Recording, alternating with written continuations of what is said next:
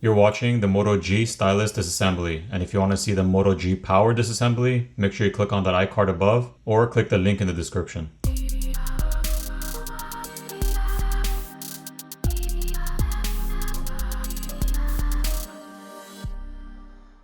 Let's go ahead and remove the SIM tray and the stylus.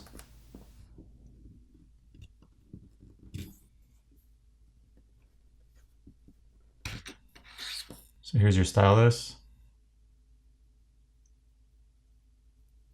Once you heat the back up using a hairdryer or a heat gun, you're going to use a plastic pry tool to pry the back off.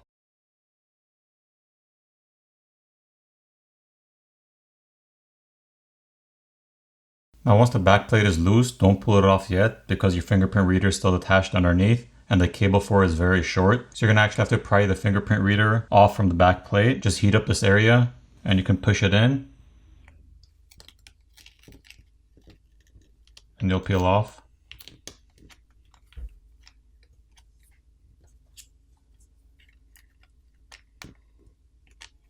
Once your fingerprint reader is free from the back plate, you can lift up and remove the back plate. So here's the back plate itself. It's just plastic. 15 T4 Torx screws need to be removed so the top and bottom cover can be removed. Now that the screws are removed, let's remove the top cover. Here's a better look at your top cover. Now this flex cable over here is for your earpiece speaker. These gold contacts touch your earpiece speaker, and these three contacts on the bottom touch your main board so it gives a signal. You also have a thermal pad underneath the flash. Next, we need to peel off the graphite film, which is covering a portion of the battery and the main board.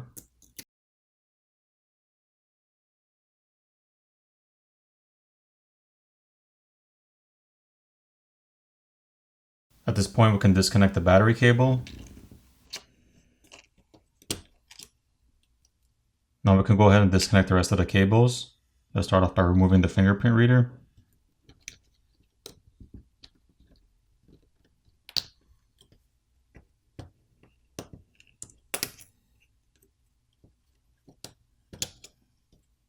You have two wire cables here in the corner you need to pop off.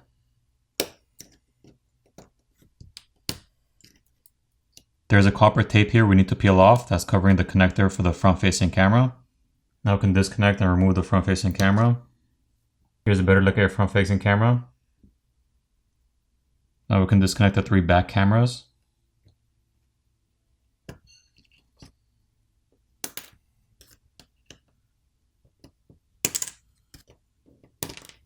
So here are your cameras on the back.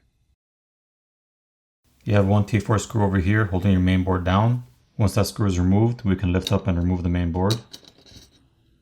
Here's a better look at your main board. One of your microphones are located over here on top. It's this gold piece right here. Here's the back side of the board. You have your SIM reader over here, and you have a graphite film over here covering the back. We're going to peel that off.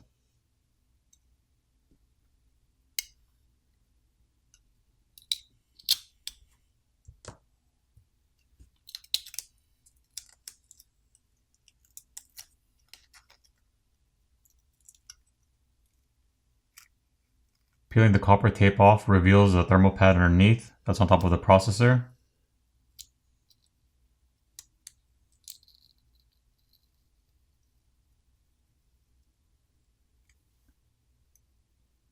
We have some more graphite film on the bottom we need to peel off. That's covering the speaker assembly.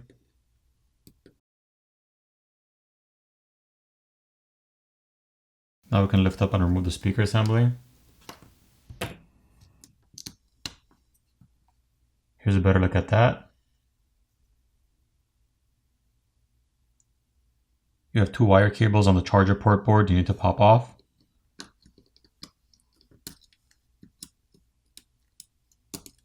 So when you're lifting up your charger port board, once you have some leverage, just disconnect the cable underneath.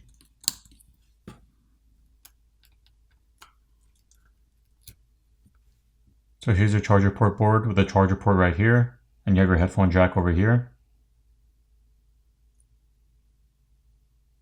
There aren't any pull tabs to release the adhesive underneath the battery, so you're just going to have to gently heat it up and pry it off.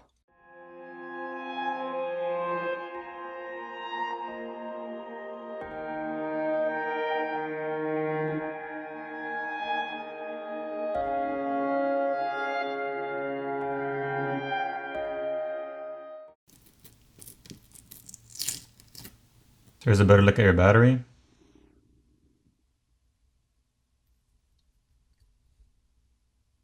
So here's where your stylus sits in. There's a plastic cover over here. So basically your stylus goes inside over here. You have your vibrator motor over here, your earpiece speaker up here. You have the flex cable for your power button and volume keys over here. It's run through the mid frame to the front side of the phone. So if you ever needed to replace the power button or volume keys, you would also have to pry off the screen. You have this flex cable connecting your charger port to the main board on top. Your screen cable is over here. It's run through the slit over here. So if you needed to replace your screen, you'd have to disassemble the phone, remove the battery. So you'd have access to peeling off this cable over here and running it through the slit.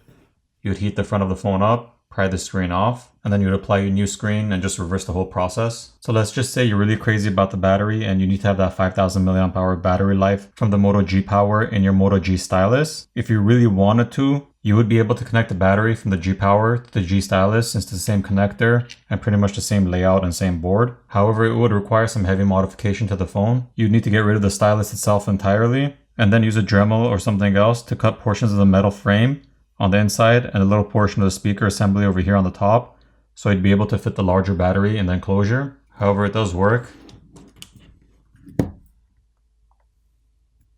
As you can see, it's the Moto G Stylus.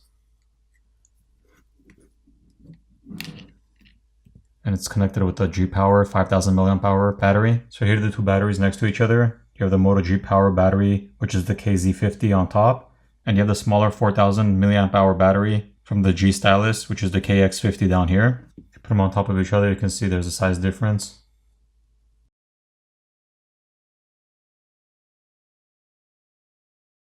Now we're going to go ahead and put the phone back together.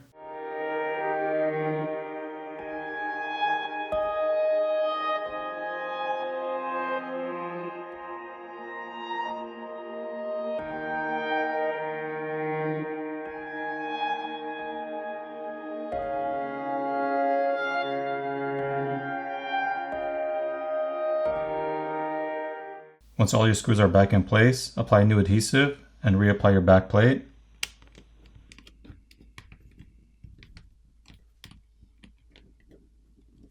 Flip the phone over, power it on,